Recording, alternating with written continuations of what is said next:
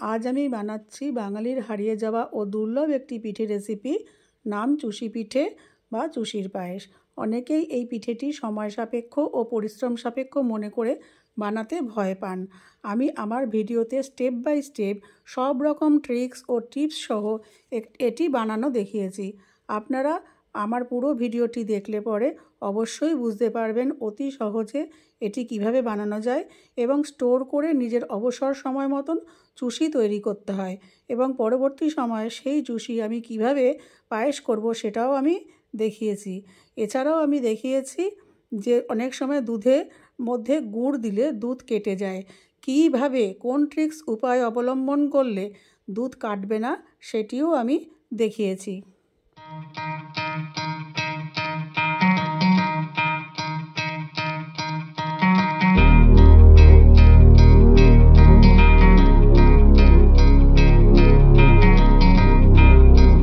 প্রথমে একটা প্যান নিয়ে নিয়েছি। প্যান নিয়ে আমি আগে দুধটাকে এখানে জালে বসাবো। আপনারা আপনাদের কতটা পরিমাণে করবেন, আমি এখানে 2 লিটার দুধ নিচ্ছি। 2 লিটারের মাপ হিসাবে আমি দেখাচ্ছি। আপনারা আপনাদের যতটুকু দরকার সেরকম দুধ আগে জাল দেবেন।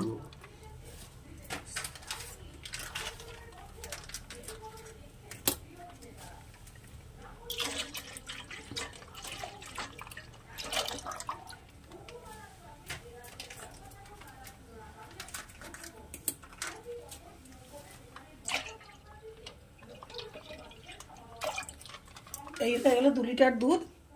এইবারে দুধ জাল দেওয়ার একটা প্রসেস আছে, সেটা হচ্ছে দুধটা যতক্ষণ না ফুটছে, মানে যতক্ষণ না বলক আসছে ততক্ষণ আমাকে এটাকে কনস্ট্যান্ট নাড়িয়ে যেতে হবে। তাহলে যে প্যানের যে তলায় যে দুধ লেগে যায় বা একটু পোড়া লেগে যায় সেটা হবে না।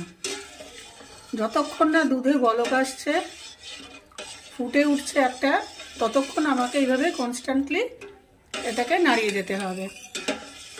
আমি এই দুধটাকে ফুটিয়ে নিয়ে ফিরে আসছি আপনাদের কাছে। আমি গ্যাসে কড়াই বসিয়ে দিয়েছি, দিয়ে দেবো জল।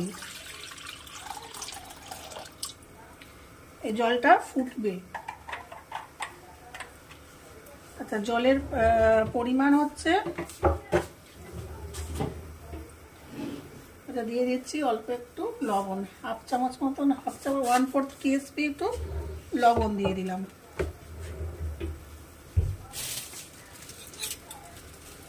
এই জলটা একদম টকবক করে ফুটে উঠবে।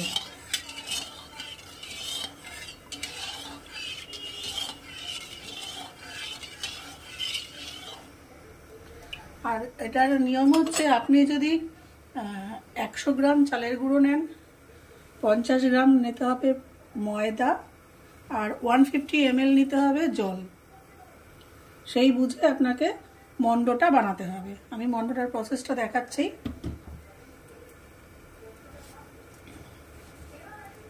আচ্ছা, এখানে জল ফুটে উঠেছে। এবার আমি পরিমাপটা দেখাচ্ছি। আমি এখানে নিয়ে নিয়েছি 1 বাটি পরিমাণ চালের গুঁড়ো, আর নেব এর সাথে দেব হচ্ছে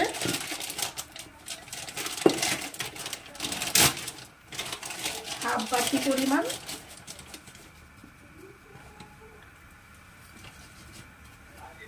বাটি পরিমাণ ময়দা।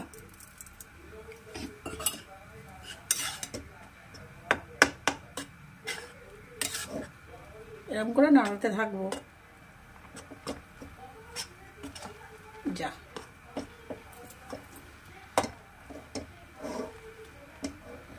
দেখি সারাশিটা নিয়ে আসি।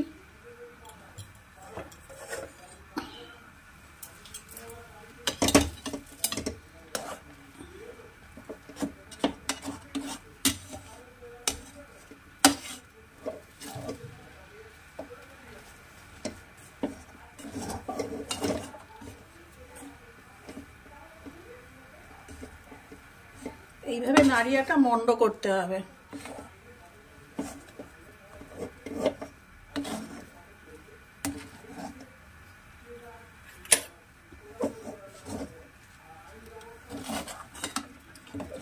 পাশের বার্নারে কিন্তু আমি দুধ জাল বসিয়ে দিয়েছি।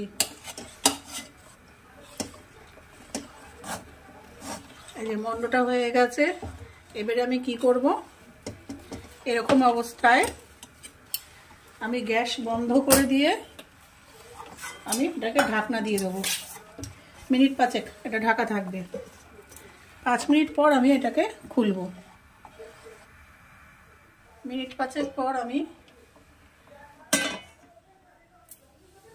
খুললাম। খুলে বাটিটা পাশে দেবো, থালাটা। এবারে পুরো মন্ডটাকে আমি এখানে ট্রান্সফার করে দেবো থালায়। একটা বড় থালা নেবেন যদি সুবিধা মনে হয়। আর এই যে গায়ে লেগে রয়েছে, এটা জলে দিয়ে দিলে এটা উঠে যাবে, এরকম স্টিক করে লেগে থাকবে না। এইবারে একটু ঠান্ডা হলে আপনারা কি করবেন, মন্ডটাকে নিয়ে এরকম করে আটা মাখার মতন মাখতে হবে। একটু ঠান্ডা করে নেবেন, নিয়ে এরকম আটা মাখার মতন মাখতে হবে। এই যে আমি মেখে নিয়েছি মোটামুটি এরকম আটা যেরকম আমরা ঠাসি, পুরো মুথে নেই সেই রকম করে পুরো ঠেসে নেব আটা মাখার মতন।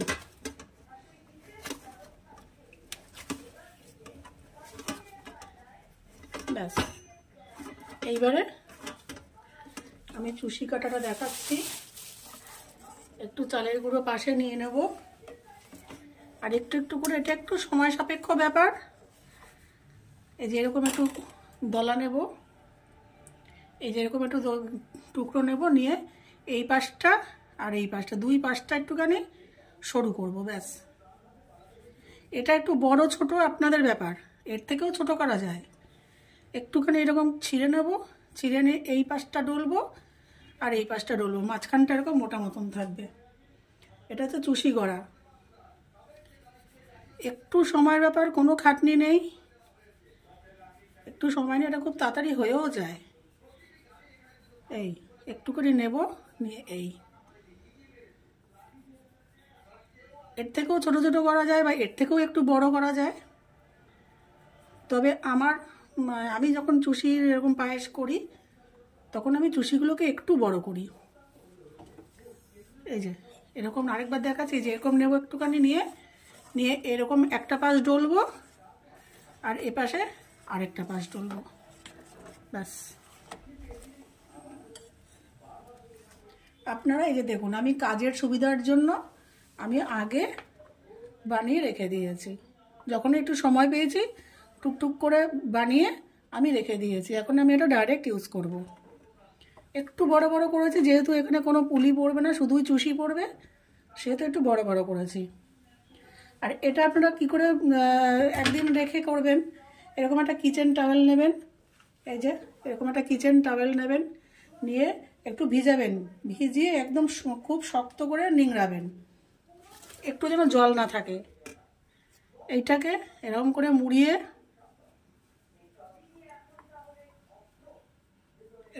মুড়িয়ে একটা এয়ারটাইট কন্টেনারে ঢুকিয়ে রেখে দিন। রেখে দিয়ে আপনারা সারা দিনে যখন সময় পাবেন তখন এই টাওয়েলটা ওপেন করে একটুখানি নিয়ে গড়ে নেবেন, কোনো অসুবিধা নেই। মানে সঙ্গে সঙ্গে যে এতগুলো তো চুষি গড়া সম্ভব হয় না, সেই জন্য 2 দিন আগের থেকেও এটা যদি গড়ে রাখি তাহলে কোনো সমস্যা নেই। আমি তো এইভাবে 2 দিন আগের থেকে গড়তে থাকি, কারণ এক নাগারে বসে চুষি কাটার ধৈর্যও নেই, সময়ও নেই। সেই জন্য 2 দিন ধরে আমি এরকম করে মুড়িয়ে রেখে 2 দিন ধরে চুষিটাকে কেটে রাখি। এবারে আমি চলে আসছি পরের স্টেপে দেখাবো। অনেক সময় কি হয় যে আমরা যখন দুধের মধ্যে কোনো পিঠে পায়েস করতে যাই, গুড় দিয়ে, বিশেষত নতুন গুড় দিয়ে যখন করতে যাই তখন দুধটা কেটে যায়। এখন আমি যেভাবে প্রসেসে দেখাই সেভাবে যদি আপনারা করেন, আমি যে প্রসেসটা এখন দেখাবো, মানে আমি যে প্রসেসে করি বাড়িতে, সেরকম যদি আপনারা করেন তাহলে দুধ কেটে যাওয়ার সম্ভাবনা একদম নেই বললেই চলে। এখানে একটা প্যান নিয়ে নিয়েছি, দিয়ে দেবো সামান্য জল, দিয়ে জলটা একটু গরম হলে দিয়ে দেবো এই গুড়, এই যে গুড় আমি দিয়ে দেবো এর মধ্যে গুড়টা দিয়ে গুড়টা আমি জাল দেব।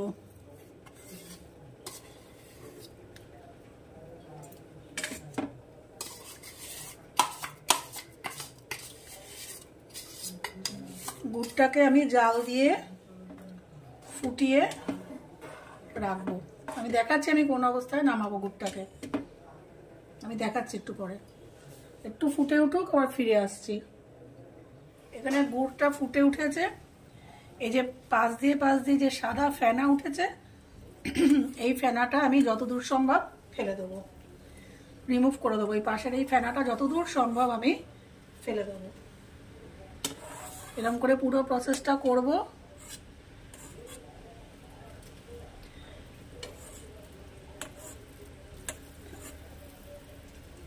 গ্যাসের ফ্লেমটাকে লো করে নিতে হবে, নাহলে হাতে ছিটকাতে পারে, ছিটে আসতে পারে। এই ফেনা ভাবটাকে আমি ফেলে দেবো।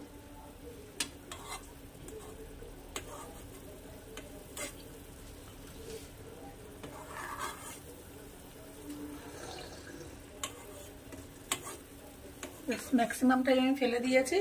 এবার এই গুড়টাকে আমি সম্পূর্ণ ঠান্ডা হতে দেব, সম্পূর্ণরূপে আমি এই গুড়টাকে ঠান্ডা হতে দেব।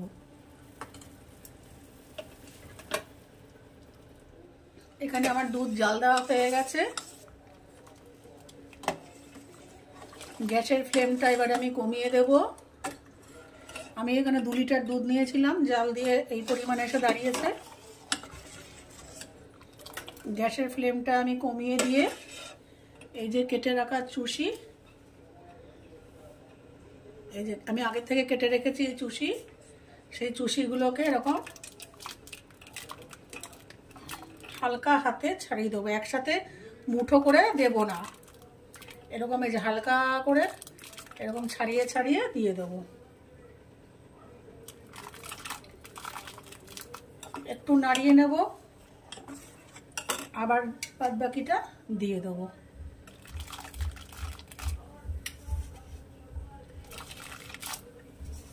একটু সময় লাগে এই চুষিটা কাটতে, কিন্তু চুষি কাটা এমন কোনো সমস্যা নয়, এমন কোনো কঠিন ব্যাপার নেই চুষি কাটাতে। আর একটু তো বড় বড়, শুধু চুষির পায়েস হলে আমি তো একটু বড় বড় চুষিই রাখি, এই যেরকম বড় বড় রেখেছি, তো আমার ভাল লাগে খেতে।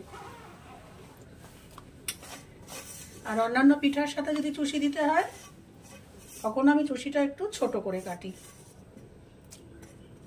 মা, হ্যাঁ, এই আর কতক্ষণ লাগবে? একটু দেরি হবে, তাড়াহুড়ো করে করা যায় না সব পিঠে টিঠে, একটু। না, তুমি তো জানো এটা আমার ফেভারিট। সেই জন্য তো বানাচ্ছি, এক্ষুনি হয়ে যাবে। আচ্ছা, এইবারে এটা আমি হালকা হাতে নাড়াতে থাকবো, এটা আমি হালকা হাতে ক্রমাগত নাড়াতে থাকবো। আমি যদি এখানে এটা না নাড়াতে থাকি তাহলে কিন্তু দলা পাকিয়ে যাবে। গ্যাসের ফ্লেম লো থাকবে, হালকা হাতে আমি এটাকে নাড়াবো। মিনিট 2-3 পরেই দেখবেন এটার কালার চেঞ্জ হয়ে গেছে, অনেকটা ট্রান্সপারেন্ট মতন হয়ে গেছে, তখনই বুঝবেন চুষি সিদ্ধ হয়ে গেছে।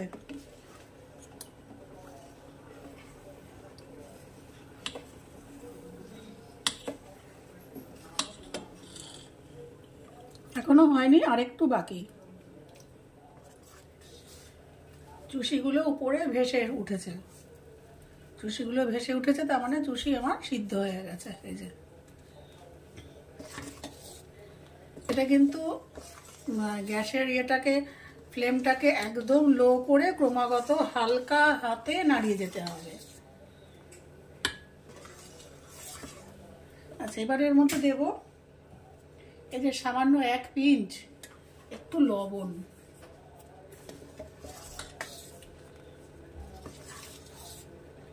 এবারে আমি গ্যাসটাকে নিভিয়ে দেবো, নিভিয়ে দিয়ে স্ট্যান্ডিং টাইম দেব 5 মিনিট, একদম স্ট্যান্ডিং টাইম দেবো 5 মিনিট। তারপরে আমি ফিরে আসছি পরবর্তী স্টেপে। আমার রেসিপিগুলো যদি আপনাদের ভালো লেগে থাকে তাহলে আমার চ্যানেলটিকে অবশ্যই সাবস্ক্রাইব, লাইক, শেয়ার ও কমেন্ট করবেন। আমি গ্যাস নিভিয়ে 5 মিনিট স্ট্যান্ডিং টাইম দিয়েছিলাম, দিয়ে এখনই নাড়া দিচ্ছি। এইবারে আমি এর মধ্যে দিয়ে দেব গুড়টা। আরেকটু আমি ইচ্ছা করি ঠান্ডা হতে দিচ্ছি।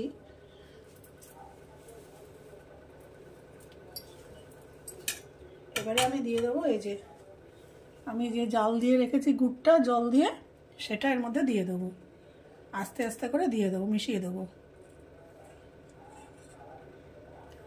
আচ্ছা, এটা এখন আপনারা পাতলা দেখছেন, এটা যখন ঠান্ডা হবে ঘন হয়ে যাবে।